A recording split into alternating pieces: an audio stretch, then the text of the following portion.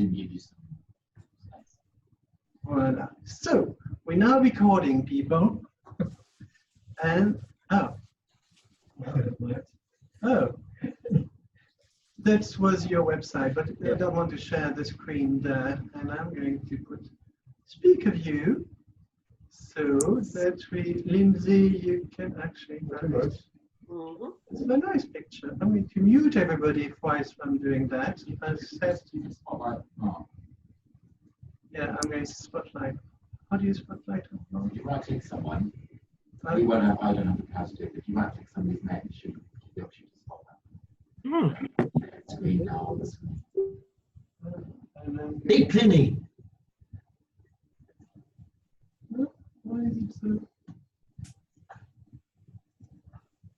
Spotlight video. Ah. Yeah, so that will just have their video on the screen then. And no matter who's talking, that will be the only video there.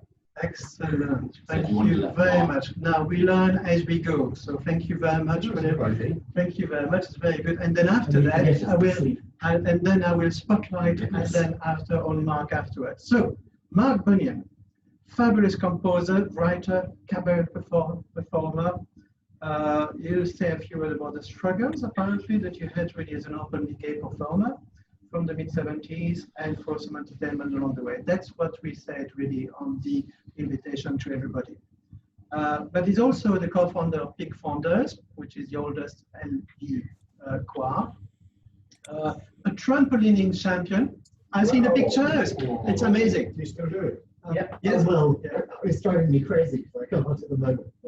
He was canonized Saint Mark of the musical tendency by the Sister of Perpetual Indulgence. He's great as well in his day job. Driving force also behind the Gaze the World Big Shop. Performed with Sandy Shaw, Billy Connolly, and Tom Robinson. Now the good one, not the old one. And he was described as the very first gay superstar. So Mark, there you go. That's my introduction to you. Leaves me with very little to say, really. Delighted to be here. Hello to the live people here and to the people in boxes up there. I was introduced to Jean-Francois at a party at the Two Brewers in Clapham about a year ago. In fact, it was Plynny's party. And he asked me to come and talk to the Gay Professional Network, and I agreed. And when I told my partner, he was very unsure of why on earth I should do it as someone who's been a failure as a gay professional for the last 42 years. You find it's the watermark between it. On the other hand, I think it could be said that as an entertainer, I have been rather than a gay professional, I have been a professional gay for possibly longer than almost anyone else in the country. There were always men who were laughed at for being gay, or rather being camp, including the dazzlingly funny Kenneth Williams, but none of them ever publicly acknowledged their sexuality with anything approaching pride. Apparently my speech is going to be a bit longer than you used to, but I feel that unless I tell you something about myself, you're not going to have anything to ask questions about at the end. So to that end, Jean-Francois has given me my own trumpet and I'm going to blow it. My solo shows are made up of songs and monologues, and as there's no piano available, I'd like to take this opportunity to give you a warning, a dire warning about a mattress that is becoming of increasing concern, and that is the mattress of productive test. Now, the widespread use of productive test is a relatively new phenomenon in the world of computing. In the early days, word processing programs such as Microsoft Word or Coral Word Prefect would include a spill chicken, which would chicken for spilling errands. But these errands would only be pointed out once you had finished typing the whale word. The program would look at the word once you had finished typing and would product a wiggly leg underneath to suggest that your spelling of that word wasn't correct. Now, I would hazard a guess that every one of us here uses testing to send our friends a quick massage from our phones. Or we're on Facebook, which of course is plagued with productive test. And with productive test, you are into a whale new bellgame. With productive test, you type 1 or 2 letters and it immediately insists a word that it products is the word you are trying to write. And of course, and if its production isn't correct, it can change the moaning. It can change the whale moaning of the sentence. And productive test has no sense of context. It often insists a word that has no moaning whatsoever in the context of the massage you are trying to rhyme, which is why I feel compelled to give you this warning. We have to fake up to it. We have to fake the fact that productive test is becoming the bone of all our livers. Mark it, my words. The writhing is on the way. So that's the kind of thing I've been doing in my cabaret act since my first professional paid gig in October 1978. It's songs and monologues usually at the piano. Last year I did the Edinburgh Fringe for the first time in 32 years, and for the first time I talked about my background. As it was all true, I may as well recap it now. I was born in a hospital in Bristol in 1949 and brought up in social housing in North Somerset. My dad was the son of a chauffeur from Wimbledon, and my mum was the youngest of 10 kids and left school at the age of 13 to go into domestic service. In 1960, I passed my 11 plus, so was separated from some, but not all, of my friends and sent to the brand new local co-educational state grammar school. And I received pronunciation. In 1963, Freudian sex education at school taught me that normal human beings went through 5 stages of development. Apart from normal human beings, there are people also called homosexuals, nymphomaniacs, and prostitutes. The first group were all male, the second and third groups all female. From the age of about 9, I'd found men's bodies very sexy, what I wouldn't have done with Left Alone with Steve Reeves. But in 1967, homosexual acts between 2 men over the age of 21 in private were decriminalized. In the previous 4 or 5 years, throughout my teens, the subject was discussed endlessly in public. Should they be legalized? To be homosexual was obviously a very dreadful thing, to be pitied and kept very, very secret. I kept it very, very secret. In 1967, after I'd failed to get into the University of Hull, the university's clearing scheme offered me a place to read English at St Andrews University. I'd never heard of it, but I went anyway. In fact, having gone to a brand new school, I'd never actually met anybody who'd near my age who'd been to university, and it was absolutely amazing. But in 1969, after a minor suicide attempt at the age of 19, the long bottled up words, "I'm homosexual," came out of these lips for the first time, followed by a mass of tears at an outpatient's appointment at a Gothic mental health institution somewhere near St Andrews. A week later, the university psychiatrist advised me to get married and think about it later. Adding the comforting words, and I quote, "Never forget, Oscar Wilde was a happily married man with 2 kids, you know." In 1974, having moved to London and got a job, I decided that if it was a phase, I might as well enjoy it while it was going on. Despite having had no sexual experience, I told all my friends, none of whom were surprised, and all of whom were surprisingly supportive. I also determined that I was now going to do everything I possibly could to see that no one would go through the awful teenage years that I'd had. Also, in 1974, a university friend coming through Edinburgh told another university friend who was doing a PhD there that Bunyan has done everything bar take an ad in the Times to tell people he's queer. A very handsome PhD student, having fancied me throughout our years at St Andrews, was on almost the next train down to London, and Andrew and I have been together ever since. He was the secretary of the Edinburgh University Gay Soc at the time, who were partly involved in setting up the International Gay Rights Congress in Edinburgh in December 1974, which was my crash course in gay rights. In 1975, I joined the Icebreakers Collective, which had grown out of the Gay Liberation Front's counter-psychiatry group and rang a self-help telephone line for lonely and isolated queer people across the UK. Over the next 2.5 years, I talked to an awful lot of people and was increasingly confident in being able to tell them that they were not alone. For Icebreaker's 4th birthday party in 1976, I wrote a song, which you can see on my YouTube channel, Mark Bunyan 1, and realised that with the exception of a bloke called Tom Robinson, who sang with the band Cafe Society and whom I heard about a week or so later, no one was writing out gay cabaret songs. And in 1977, I wrote a song which, after a few outings at Gay News Fighting Fund benefits and an unpaid audition slot, became my opening number at the prestigious Country Cousin, the place where Barbara Cook made her London debut, which makes it prestigious in my book. On Sunday, the 28th of October 1978, me at lunchtime, Peter Allen in the evening. Now, I'm open to correction, but I do believe that this was the first time that anyone had ever sung a song quite like my opening number on stage in a commercial venue in the UK, and especially with the three last words of the chorus, which went, well, the song is he one? I'd never have guessed. Well, you never can tell today. To see one, well, like all the rest of us, will live and let live. That's what I say. To be one might be kind of fun. So I'll tell you what I'll do. If you'll still be my sweet baby, I'll tell you I'm one too. There's big backlash, often from friends, to my material. People kept asking, for whatever reason, why I had to ram it down the audience's throats all the time. My usual reply to that was, you mean the way that Frank Sinatra does with his sexuality.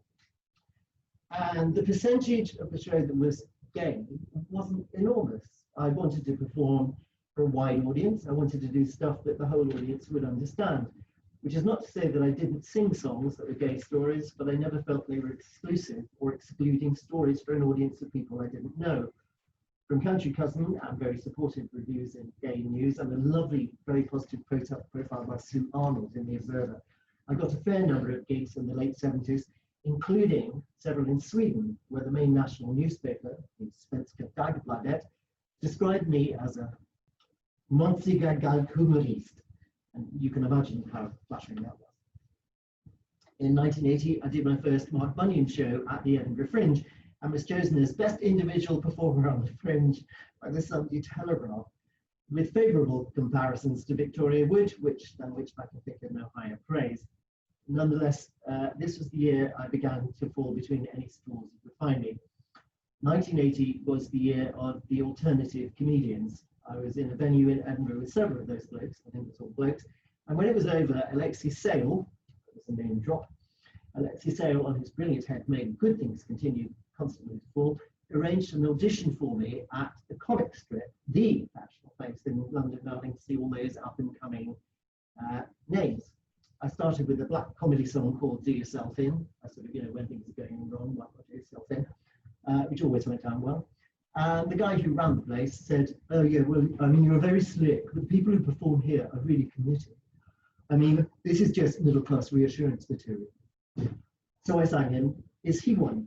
And then a very serious song about a man totally rejecting his son on hearing that he'd been stabbed, killed, leaving a gay club. And this guy just said, oh, well, if you want to sing about being gay, you should tell it as it is. In 1980, I was still the only solo performer in the professional cabaret field committed to doing this. But I've realized since that when I went to grammar school and received pronunciation, I should have asked to receive street cred speak instead. A little later, someone from the Noel Gay organisation, one of the biggest showbiz agencies in the country, came to see one of the monthly packed-out shows I was doing at the Gays the Word bookshop. She was young and pleasant, and said, well, this is terrific, I'll speak to my boss. Which she did, and I was duly summoned. And all he said to me, when he finally deigned to appear, was, well, I've been asking around, and you've got a reputation for being extremely talented and a gay crusader. Well, we can't do anything with that. We can't put that on the Val Doonican show. So whilst the comic strip performers were honing their committed skills for their own series on BBC Two or Channel 4, I was being told, and I'm quoting a TV producer here, there is absolutely no way an out-gay comedian will ever be allowed on national television. Tell that to Graham. Just before Christmas 1980, I appeared on Start the Week on Radio 4, 9 AM on a Monday morning, singing my version of the 12 Days of Christmas. Because my sweetheart is a he, I sang he throughout. The journalist and his gay historian Keith Howes recently told me that that was the first time anyone had ever done that. In the summer of 1980, I'd done two packed packed out shows on Pride afternoon and the big post-march gathering at the University of London Union in Mallet Street. A year later, I did a 1-hour show to start the entertainment after the Pride March, which had been moved to Huddersfield, to draw attention to the fact that their one club was being endlessly raided by the police. By 1982, the pop industry had begun to realise there was money to be made out of Pride, and if it meant that there were increasingly larger numbers, I was perfectly happy to stand aside. In 1979, I remember Ernest Hole, who'd founded Gays the Word, asking a younger man at a disco whether he'd be going on the next day's Pride March, and he replied, "Oh, that's only for ugly people." In 1983, the late Brian Kennedy asked me, well, he didn't ask me, he endlessly nagged me to help him set up a mixed gay choir. But at the time, I wasn't sure if I'd have time, because in September 1982, a musical that I'd written was performed at the Cockpit Theatre as an ILEA youth project. Just Good Friends told the story of the friendship between a working class couple, a straight woman and a gay man, over a 50-year period, and to my knowledge, there'd never been anything like it on a London stage. It had rave reviews from the Morning Star through to the Sunday Telegraph, and by the Tuesday of the second week, the entire 3-week run was completely sold out. City Limits chose it as the best musical of 1982. The 11 o'clock number, the big solo at the end, was old Eddie looking back over moments with all the men in his life. I don't believe there'd ever been a song quite like it before. On the last night, the queue for return started at 5:30, and at curtain up 2 hours later, there were apparently 150 people illegally packed into the 120-seater theatre. But the review that I was proudest of with Just Good Friends happened early on. A man came up to me at the end of the performance and said, "You wrote it, didn't you?" And I said, "Yes." And he said, "My friend and I don't believe that a man and a woman could have a friendship that long without carnal knowledge." Well, I wasn't really sure what to say, except, well, I have a lot of female friends, and believe me, there's no carnal knowledge. The next night, I was in the loo at the interval, and the same man was at the next urinal. And as we left, I waited. I said, "Excuse me, were you here last night? We missed the beginning." And at the end of the show, he came up to me again with tears absolutely streaming down his face, absolutely raving about the show, which was clearly unlike anything he'd ever seen in the theatre, and which reflected his own life and experience. 2 years later, the Cockpit commissioned Homes and Gardens, that's the only commission I've ever had, about a London terraced house from 1902 to the then present. The lesbian couple who owned the house in 1984 were the only really happy, normal people in the whole piece. I'm enormously proud of the fact that it had a review in City Limits magazine that said, "It proves once and for all that blacks can play whites with no sense of dislocation." Brian Kennedy wrote a good review of Homes and Gardens and City Limits, and he nagged me and nagged me and nagged me that London needed a mixed gay choir. It had its first meeting in May 1983, with me as a far from wonderful musical director. The group finally decided on a name a few months later, and the Pink Singers is now the oldest LGBT choir in Europe. During the 1980s, Andrew and I lived in a trio. He'd started a relationship with David Nixon in Edinburgh, and Dave came down to spend a weekend in London with me. We hit it off and did the whole big bed thing for about 5 years. 5 fabulous years, it says here in the script, and I've happily agreed. Dave coming down for all university vacations and odd weekends, and then full-time after his graduation in 1978. Then we moved out in 1980. He stayed my best friend. In the mid-80s, he told us he was HIV positive, and in early 1990, he died very rapidly, over 4 months, from AIDS-related brain tumor and dementia. As I was free during the day, I became his primary daytime carer, though I had lots of support from all his friends, particularly from Steve, the man who'd been Dave's partner through much of the 80s. Dave was a very staunch atheist, and he left a will naming Andrew and I as his executors, among the instructions being that he was to have a non-religious funeral. His Liverpudlian mother, who was in a rather strange Christian cult, was given the death certificate by the hospice on the strict understanding that she would honour the terms of David's will. Within 3 days, we had a letter from solicitors she had taken on in Liverpool saying that as far as she was concerned, he was a Christian and he was going to have a Christian funeral. We had to fight this. We didn't realise that it wouldn't have stopped us, that his body would be in the freezer for 6 months. and that the matter would reach the High Court, where we finally had a decision in favour of Dave's will on Halloween morning that year. He died on the 9th of May 1990, and the funeral took place on November the 11th. A couple of friends, one straight, the other gay, who were magistrates, had been trying to persuade me to apply for the bench. It was getting a decision in David's favour that made me start to take this more seriously. There were, I thought, enough blue-rinse Tory ladies, and there needed to be more bleach-blonde, green-voting gay cabaret artists. I finally applied and was appointed almost immediately to the Southwestern bench in May 1995, sitting until last September, when I had to retire at reaching the age of 70. There were initial difficulties. I did complain to the chair of the bench about a woman who, having taken, as all magistrates do, an oath to treat everyone without fear or favour, who said to me, "I think all homosexual activity should be illegal." When I complained, I'm afraid the woman who was chair of the bench replied by asking why I felt the need to ram it down everyone's throat. I spoke about Andrew no more nor no less than anyone else on the bench talked about their husbands and wives. Only after one man had died in the mid-90s, possibly late, did I realise that he was probably gay. Nor another who I like well enough, who came out to me after he left the bench in 2008. But gradually things changed, and if you had said to me in 1995 that a Thatcherite cabinet minister's wife would have been one of the great friends of my life, I would not necessarily have believed you, though I would have believed that she was an awful lot more intelligent than her husband. It was through the bench that I met Jack Nuns, the first fully out lesbian on our bench, who decided with her partner Angie that they wanted to make gay short films. After the success of their first short, it was decided that their next one should be an 8-minute film about the singing trampolining magistrate. And I have mentioned, haven't I, that I took up trampolining in mid-1990s and now have 2 over 60s British Gymnastic Association national gold medals plus several silvers and bronzes. And I can't wait to get back to it. Once they started interviews and stuff for the film, they realised that there was more to the story. The length went up from 8 minutes to almost 15, and the film, which is called Mark Bunyan, Very Nearly Almost Famous, was an official selection for the San Francisco Gay Film Festival in 2013. It wasn't chosen for London. You can view it online for £1. Being in San Francisco for it was an amazing experience, especially the day after the screening, when I was suffering from a considerable hangover. An exceptionally beautiful young man in his late 20s stopped me on Castro Street and said, "Thank you for your advocacy, thank you for your courage, thank you for your life, and thank you for your music. Can I give you a hug on Castro Street?"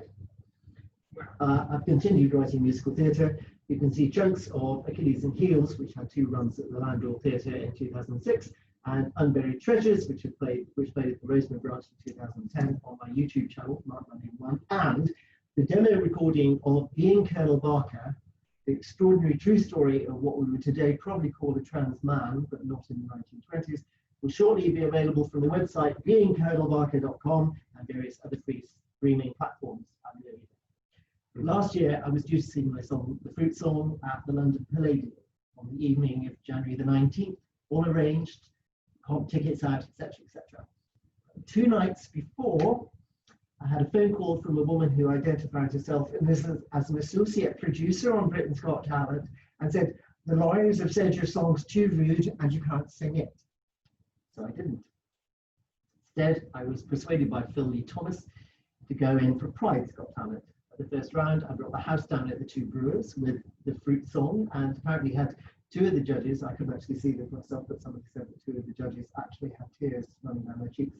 I was singing I'll Always Remember You Sweetheart, which I've been singing since 1980. In particular, remember singing after the Pride March at Huddersfield. I got through the second round too, and at the finals at a packed Apollo Shaftesbury Avenue on the evening of June the 16th last night, I did 2 numbers. You shouldn't need other people to validate you, but to hear a packed West End theatre singing along with Is He One, a song I'd written 43 years earlier for a gay news fighting fund benefit, was one of the most joyful moments of my life.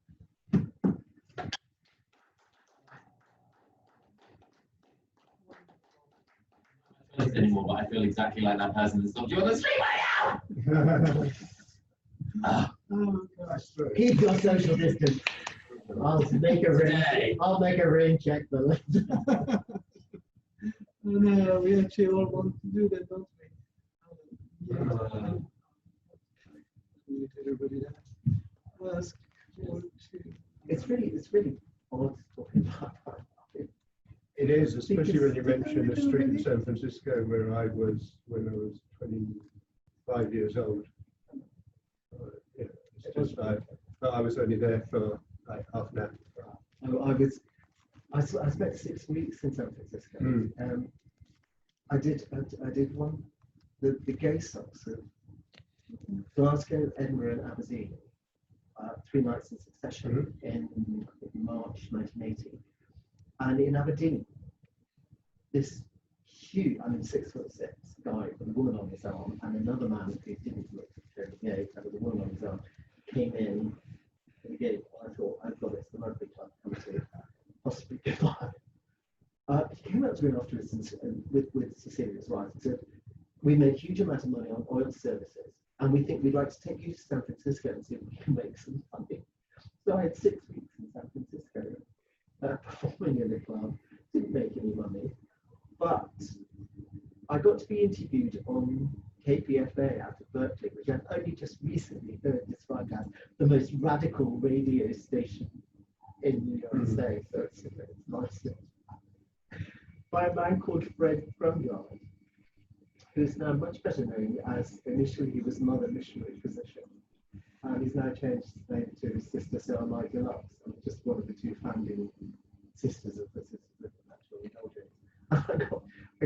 I was staying in the Scarcely Hotel in Oakland, and Fred just rang me up and said, look, I'm going back to my parents for a week, do you want to come? So I stayed in this flat, and if you answer the phone, you have to say the convent, the Sisters of Professional. Oh, I'm sorry, the mother isn't here. But they canonized me in 1995. Ray Aymer, who died recently, was fabulous. Yeah. It's wonderful. Is there anyone really over there, really at Zoom? Would you like to ask some question now to Mark? Probably not a question, but just a comment. But I was very lucky to have met Mark first at the Shrewsbury Film Festival. And since then, well, it's been a great time seeing him and hearing about his adventures, really. Great stuff. Well, thank you very much for your comment. It's very, very good. Anybody else would like to ask a question? Ian, yes. Mark, I wanted to know, what is your opinion of drag queens? And are there any drag queens you think are particularly successful? Coming up in the 70s, in particularly politically, a lot of the drag queens were so misogynistic. It was sort of really unpleasant. Particularly because I just feel the gay movement and the women's movement. The word sexism was coined in 1967, and I think everybody in the 70s was fighting against sexism. And it took me a long time before I realised there are absolutely wonderful drag queens around now. I mean, I've always loved, because he was such a phenomenal performer, Barry Humphries, but I don't see him as a drag queen per se, because he does sort of other characters and stuff. But I mean, Michael Twigs, who hosted Prize Got Talent, is just the most fabulous person.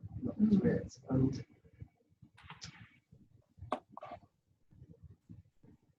you remember a character called Who Would Be Venezuela? No, I mean, I'm afraid I did. Looking the others, I sort of tended to edge away from drag. Me too, don't worry. There's a new phrase now, TMDQ, too many drag queens. Well, I think one of the difficult, I think particularly when you were getting people who just felt, if I put on a dress, I can be as unpleasant as I want.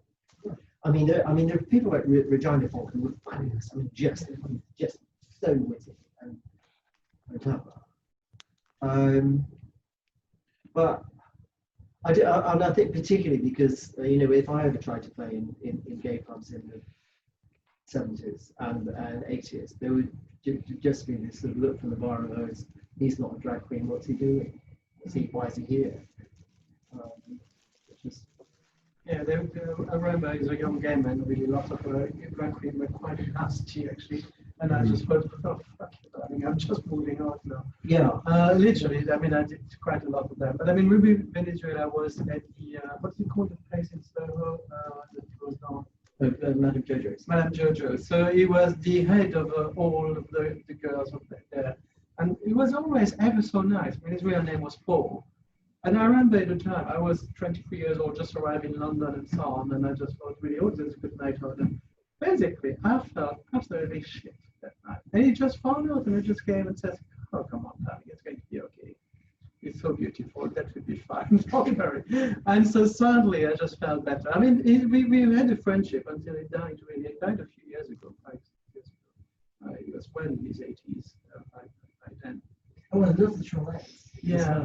Maisie Trollet is amazing. Yeah, absolutely. She's been going on for so many years. It's just amazing. And he's, I have to say, he's a big fan. Yes, absolutely. So do you often habituate the two groups? No.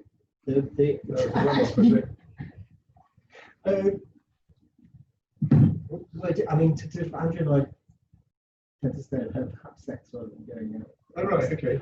And I don't know,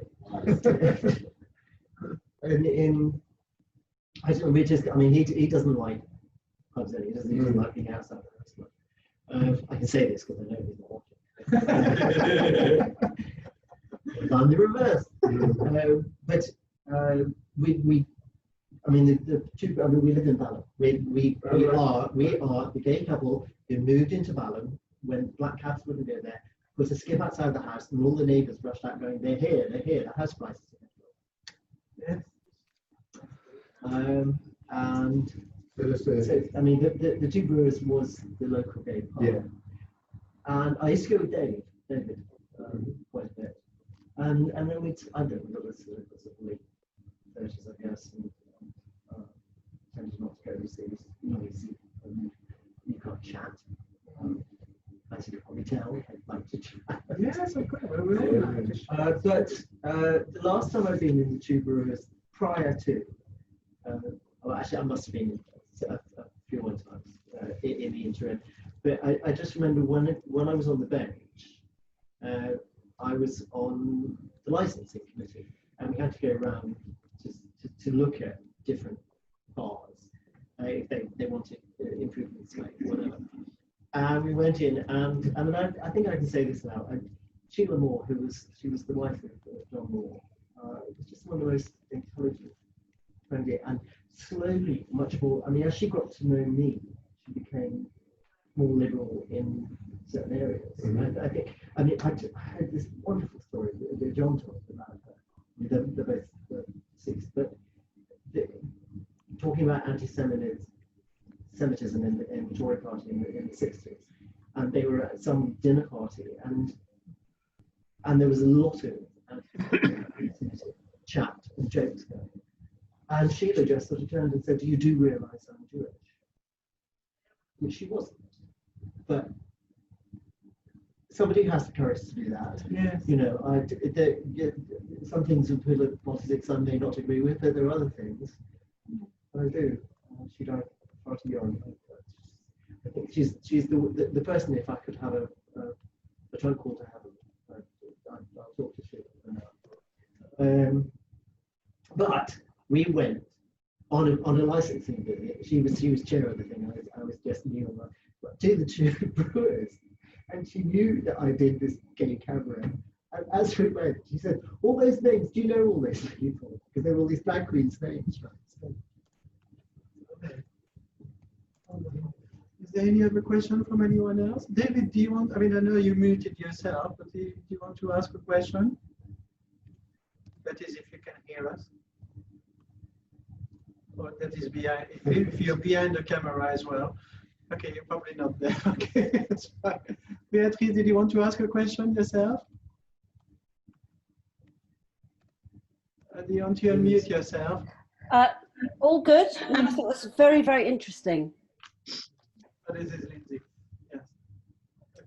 Okay. And Beatrice, did you want to actually ask a question? No, I don't have a question. It was very, very interesting. I'm sorry, Jean-Francois, I'm actually not feeling too well. I'll have to leave at this stage because of the heat. It's absolutely dreadful here. Okay, no problem. It's very oppressing. I'm so sorry. So I wish you all very well, the best. Nice to see you Lovely to tonight. see you. Yeah. Thank you. But- Au revoir. Take care. Au revoir, Take care. au revoir, Pini. À bientôt, à bientôt. Bye. Where is she? She's in Annecy at the moment, and it's Oh, about 38 degrees on the terrace. Apparently. Annecy is a very, it's like a cuvette. Mhm. It's very, it gets extremely hot during the summer for some reason, yes. It's just outside, it's not very far from Switzerland. I mean, it's about 30 kilometers away from Geneva, but it's actually in France. Mm. There's a lake, the Lake Geneva and the Lake Annecy are pretty close. Geneva is over there. Is it Annecy is- where Voltaire's that I don't know.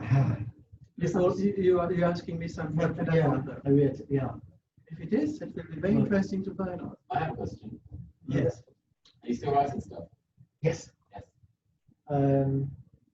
Curiously, being Colonel Barker, I started in 2006. I had the choreographer of Just Good Friends was Karen Rubinovitz, who co-founded the musical theatre called Seat, where I've had music. And they had a scheme where composers could bring new work in for it to be workshop. And because Karen absolutely loved what I did. I did it from, it was 1999 to 2012. And so I just get, and writing, I don't write large scale, but I've got CDs of the unburied treasures. We have had masses and masses of CDs printed. And I took them in on Halloween to trampolining, and all my young trampolining friends, I gave them all a copy of the CD, and this is 2010. They all said, I didn't even got anything to play it on, which was quite surprising to realise that the technology had moved on. 10 years ago, right? Yeah. So I've got Unburied Treasures was.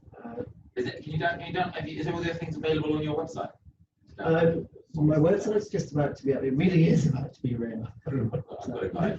Yeah. But my YouTube channel's got masses and masses of hits. That's the other thing. Do you have a trampoline at home? No. I've answered In the garden. Where's my phone? Are you? Actually, if I go on, I could share it. I could share the video of me winning the gold medal. Oh, yes. What do you share to the screen? I think I have to go on. I don't know how to do it. Do you want to share? Is there something? There should be an option. Is there a Oh, website? no, actually, no. It's Not when I on think my about it. Is it on a website? It's on my phone. Ah. Favorites. You can show it up to the camera. Just hold it up to the camera Yes. on the. Actually, while I'm at it, I did this. This was almost exactly 2 years ago. I'm going to spot This is that was a picture of our grandchildren. We have the most wonderful neighbours. Who he's second generation Polish, and his wife is French. And there weren't any people to be grandchildren in the country, so they asked Andrew and I to be the grandfathers. And we're having a picnic tomorrow. I'll name the date. Sorry, this is not trampolining, but this was I did this with my trampolining friends. That is me, and there is the Albert Memorial in the background. And this was exactly 2 years ago. I should, you know, that thing where Facebook says, do you want to put this up again? I should have put it up again. Wow. Yeah, no matter Oh, what. wow, wow. It's amazing. No. I've got. Totally amazing. Yeah, I'm just reading the comment about the sound being muffled there. I'm sorry about that. I mean, I did plan to bring actually a professional microphone with me, but I will bring it next time Yes. when the video happens. This is That's you. yeah, Is this you again, Mark? yeah, afraid so. Contains man over 60 in lycra.